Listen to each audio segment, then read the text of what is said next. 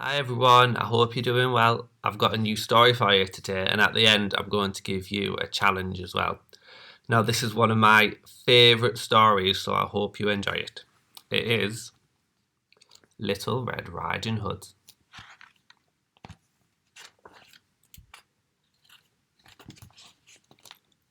Once, there was a little girl who loved to wear red. She had red shirts and red skirts, red shoes, and a fabulous bright red cloak. Her name was Little Red Riding Hood. Early one morning, Little Red's mother packed up a basket. "I have a very special job for you," she told Little Red. "Granny is feeling poorly. Will you take her this fresh fruit?" "Of course," cried Little Red, and she put on her favourite cloak and kissed her mother goodbye. It was a bright, sunny day, and Little Red skipped through the woods. "Good morning," she called to the rabbits and the deer. "I'm bringing Granny a special surprise." But someone was peeping from behind a tree. Can you see who it is? A big, hungry wolf. "Good day," growled the wolf. "What are you doing in the woods all alone?" "I'm taking this special basket of fruit to Granny," Little Red replied. "Ugh," thought the wolf.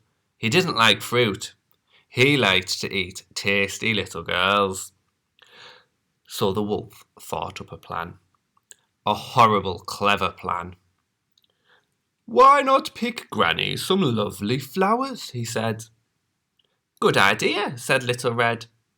But as she started gathering daisies, the wolf raced down the path towards Granny's house. The wolf knocked on Granny's door with a thud, thud, thud. "Is that you, Little Red, my dear?" called Granny. Yes," squeaked the wolf. "Let me in, it's breakfast time." "Oh, goody," said Granny, opening the door. "What are we having for breakfast?" "You," said the wolf. "Ah!" yelled Granny. "You're not Little Red!" And she slammed the door right on his big, furry nose. "Oh!" cried the wolf. Quick as a flash, Granny ran out of the back door and into the woods to find help. "Horrid old Granny," the wolf growled, rubbing his nose. But now he could put his terrible plan into action. So when Little Red knocked, tap, tap, tap, on Granny's door, it was a deep, scratchy voice that answered. "Come in, my dear." Little Red walked into Granny's bedroom and stopped in surprise. "Why, Granny," she said slowly, "what big ears you have." "All the better to hear you with, my dear," croaked the wolf. "And Granny," Little Red said, "what big hairy arms you have." "All the better to hug you with, my dear," growled the wolf. "But Granny," Little Red whispered, "what big teeth you have."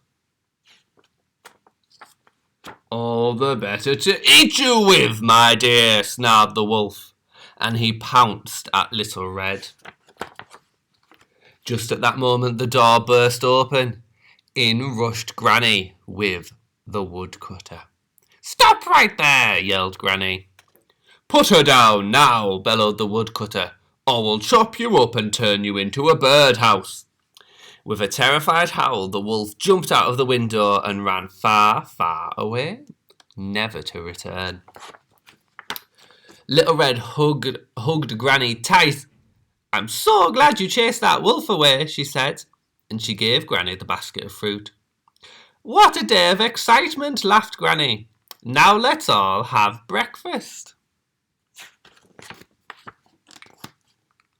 The end. My favourite part of that story is when the big bad wolf dresses up in Grandma's pyjamas. I want you to design me a set of pyjamas for the big bad wolf to wear. You could draw them and colour them in. You could paint them. You could even go out in the garden and pick some flowers and grass and make them out of natural materials. When you've drawn your pyjamas, I want you to label them and describe them and send me a picture on Dojo. I can't wait to see them.